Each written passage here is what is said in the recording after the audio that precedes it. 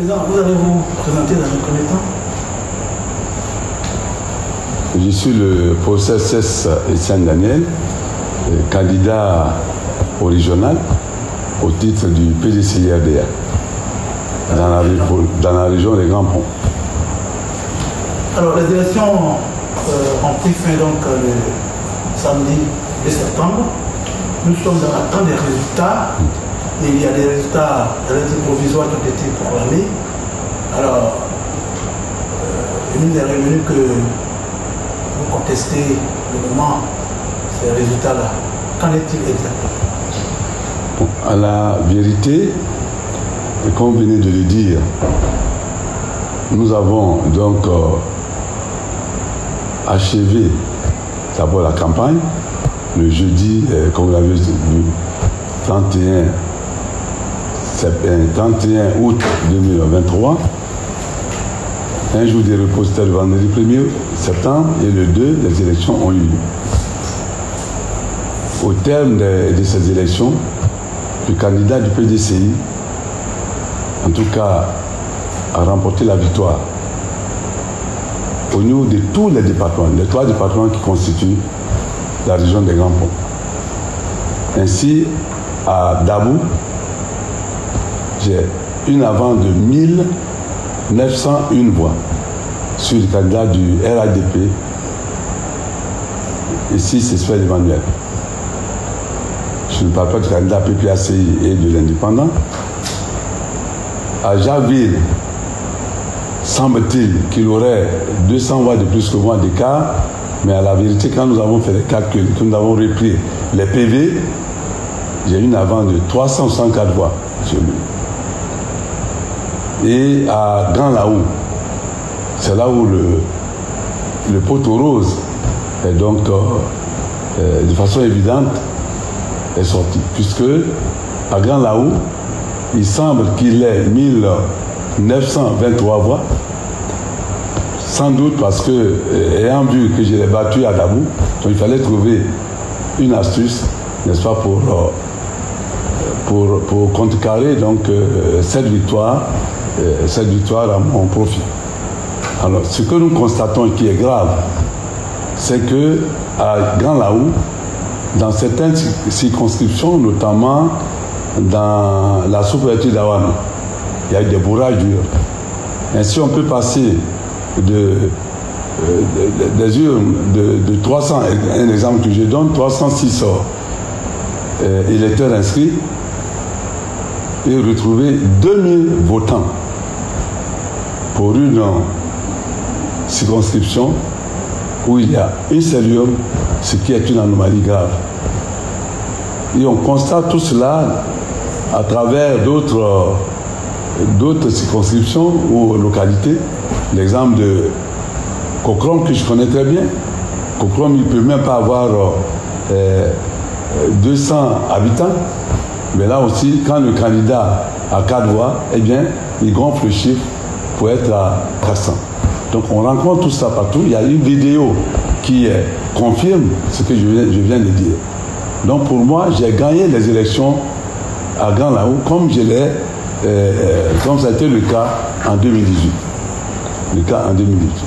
Selon vous, donc, il y a eu tricherie. Il y a eu tricherie, il y a eu fraude. Je dis bien de façon massive. À Grand Laou. Voilà. Évident et manifeste. Donc, ce que je demande, c'est que nous puissions, bien entendu, comparer les PV, n'est-ce pas, et le listing électoral. Je pense que le cas de Aouyan Foutou est manifeste et évident.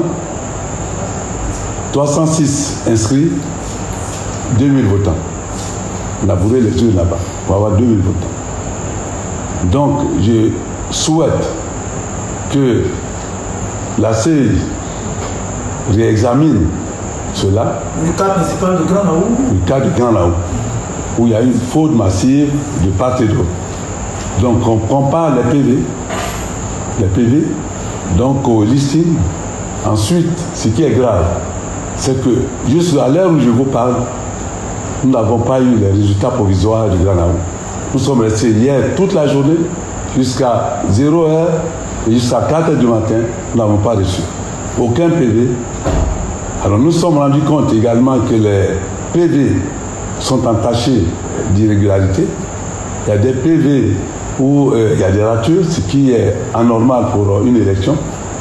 Et il y a des PV où il y a même des tâches. Donc sur cette base-là, moi je fais une déposition, une réclamation auprès du Conseil d'État, avec ampliation bien entendu donc à la CEI centrale, donc à Cocody. Voilà un peu la raison de cette conférence de presse pour encore insister. C'est qu'on veut me voler ma victoire et je ne peux pas accepter. Je ne peux jamais accepter. D'autant plus que le candidat d'en face ne connaît même pas Grand Laou. Voilà donc la raison fondamentale de cette conférence de presse qui m'amène, bien entendu, donc à déposer des plaintes, en quelque sorte, à faire une réclamation donc, auprès du Conseil d'État, en expliquant sur la base, bien sûr, de preuves, puisque nous avons les PV, et les PV ne correspondent pas, n'est-ce pas? Lorsque nous essayons de comparer au listing, il y a des irrégularités. Les PV ne sont pas concordants. Non, ils ne sont pas conformes. Non seulement conformes, mais également non concordants. Donc là, la tricherie est évidente, la fraude est manifeste, et de façon globale, je veux dire. Voilà. Et ce n'est pas simplement au niveau d'une circonscription, c'est au niveau de plusieurs localités. Vous avez dit que vraiment les résultats tardent à être proclamés. Oui. Cela veut dire qu'il y a problème. Quelque chose. Mais quelle est l'estimation aujourd'hui qui fait dire que le président, le ministre ici vous dévance? Quel est l'élément? Est-ce qu'il y a eu des éléments qui font dire que... Mais même déjà, ils ont publié sur les pages Facebook qu'ils ont gagné. Qu'il a eu 37% grosso modo, et moi 35,66%. Voilà. Ce qui n'est pas vrai du tout. Voilà. Parce que je gagne à Dabou, je vous ai dit, il y a un écart de 1901 voix. À Grand Laou, 364 voix d'écart. À Jagui, pardon. Et à Grand Laou, je suis largement en tête. 1923 voix. Il rattrape les 1923 voix. Voilà, en trichant. Voilà, qui fait que... Voilà, fraude. Voilà, tout à fait. Aujourd'hui, ce que vous dites, président, c'est suffisamment grave. Quand on parle de choses, c'est suffisamment grave. Vous avez vos militants, vous avez vos partisans. La situation, semble-t-il, est très fiévreuse. En attendant, quel est le message que vous donnez à moi, ce que je puis dire, c'est que les populations sont mécontentes et même en colère. J'ai eu des appels venant de plusieurs villages pour manifester leur mécontentement, mais j'ai essayé de les calmer, n'est-ce pas, parce qu'il faut aller à la cohésion sociale et à la paix, à l'apaisement, en attendant que justice soit faite ou rendue. Donc je leur ai demandé de rester tranquille. Mais déjà, les jeunes de Dabo, de Grand Laou et de Jacquesville se sont rendus donc à la CI locale à Grand Laou. J'y étais et j'arrive de là. Et donc ils sont amers et je crains qu'il y ait un conflit grave. Alors pour éviter qu'il y ait un conflit au niveau social, je pense que ce que je viens de vous dire par rapport à la comparaison des PV par rapport au listing électoral doit être de mise pour que la vérité soit faite et que justice soit faite. Donc il faudrait que le Conseil d'État se penche sérieusement sur ce cas de fraude. Voilà. Mais déjà, j'ai demandé à mon avocat, à mon cabinet d'avocat, il y a un huissier donc de gérer ce dossier, et nous allons mettre entre les mains et des huissiers et du cabinet d'avocats toutes les anomalies. Nous avons fait une analyse déjà à notre niveau, nous avons vu toutes les anomalies et irrégularités. C'est ça qui va permettre d'illustrer ce que nous sommes en train de dire. Président, oui. On parle de fraude massive à Grand Laou, vous étiez à Grand Laou, l'avez dit tout à l'heure. Que dit la CEI de Grand Laou? Mais nous sommes rendus et la CEI constate pas qu'il y a peut-être des irrégularités, mais ça c'est nous qui constatons, avec une vidéo à l'appui. Ça a été filmé. Et la CEI certainement le sait. Mais je n'ai pas interrogé la CEI pour savoir si elle confirme la fraude. La CEI peut en aucun cas reconnaître. Mais ce que la CEI demande, c'est que nous allions avec nos PV, avec les PV, voilà, et que nous comparions pour voir si c'est conforme donc, au document. Si ce n'est pas conforme, donc qu'on fasse des observations et qu'on fasse une réclamation. C'est ce que dit la CEI. Mais je pense que c'est une situation qui est très très grave. Ça, on ne peut pas accepter cela. Moi, personnellement, je ne peux pas accepter. J'ai gagné en 2018 à Grand Laou, avec un score que tout le monde sait.